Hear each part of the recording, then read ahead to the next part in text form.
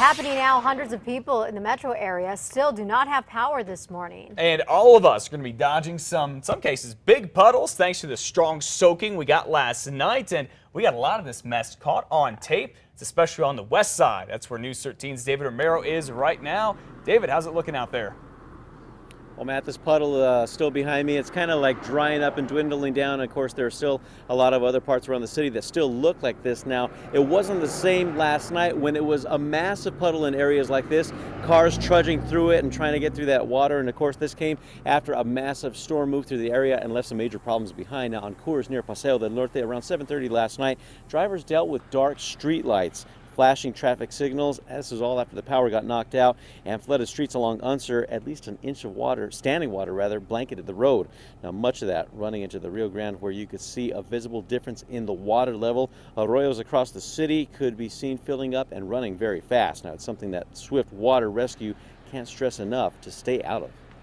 We have several arroyos that run through parks in town, so they present opportunities for children to play in because they don't necessarily look that dangerous. But again, it only takes a very small amount of water moving through those systems for you to get swept away.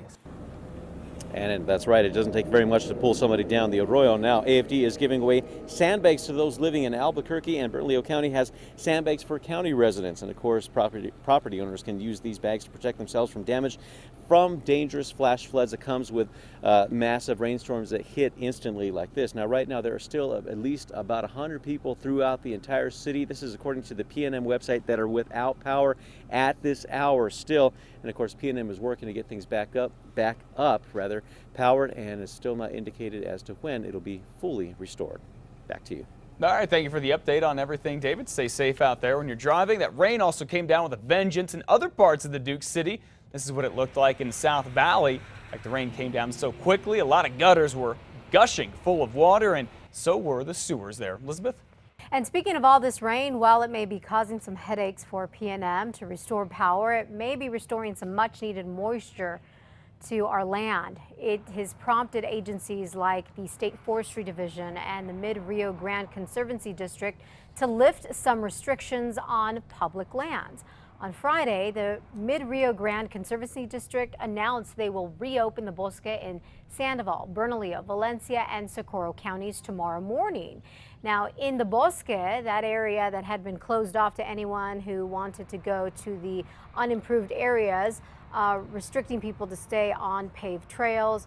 Well, we understand that everything had been closed in early June regarding that area. The humidity's up, so that's created a better environment down in the Bosque, lowered the fire danger. So, yeah, it's time to reopen. In Albuquerque, Mayor R.J. Berry is expected to announce today how much and when the Bosque will reopen.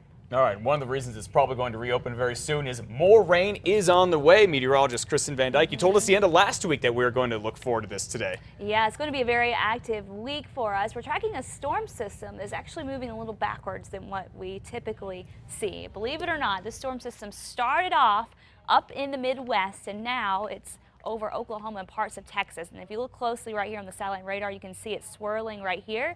And we've already had our daily rounds of showers and storms. It was fairly active last week. Well, what's going to happen is we're going to have this storm system on top of everything else, and that's just going to generate more showers and storms. So as this continues to make its way to the west, remember it started up that way, it's going to head right over the state tomorrow. It's going to get close to us today, so that's going to bring in more showers and storms this morning. The focus for some light to occasionally moderate rain out across eastern New Mexico, but as we go into the afternoon, that focus is going to shift to central and western portions of the state. A very active weather week. We're going to see a lot of cloud cover around. Flooding is going to be the big concern this week with this system moving our way. And of course, I'll break down the details for you coming up in your full forecast a little later on. Be sure to stay with KRQE for the latest on the storms. We will have full coverage throughout the day. You can also go online for the latest weather information anytime at krqe.com. Well, developing this morning now at 5:36. In just a few hours, the jury will start deliberating the fate of a former Albuquerque cop accused of murdering his own wife. On Friday, Levi Chavez's defense attorney and prosecutors made their final arguments to the jury.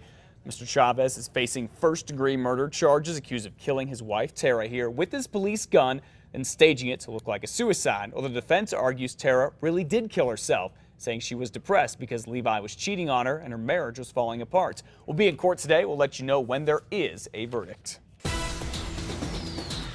And more rallies are planned for today as thousands of people have taken to the streets to protest the verdict in the George Zimmerman trial. From coast to coast, demonstrations went well into the night with people upset that a jury found Mr. Zimmerman not guilty.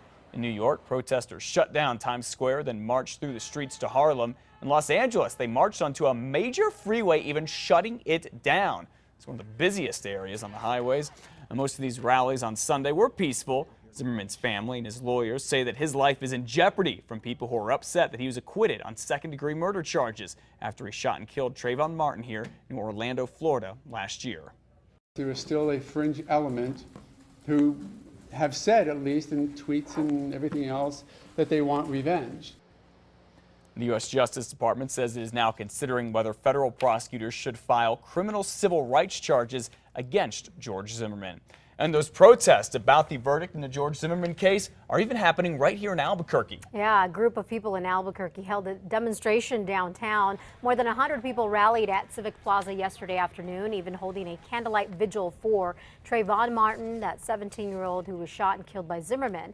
Now, speakers took to the stage saying the Zimmerman case was all about race. They believe that the legal system has failed the public.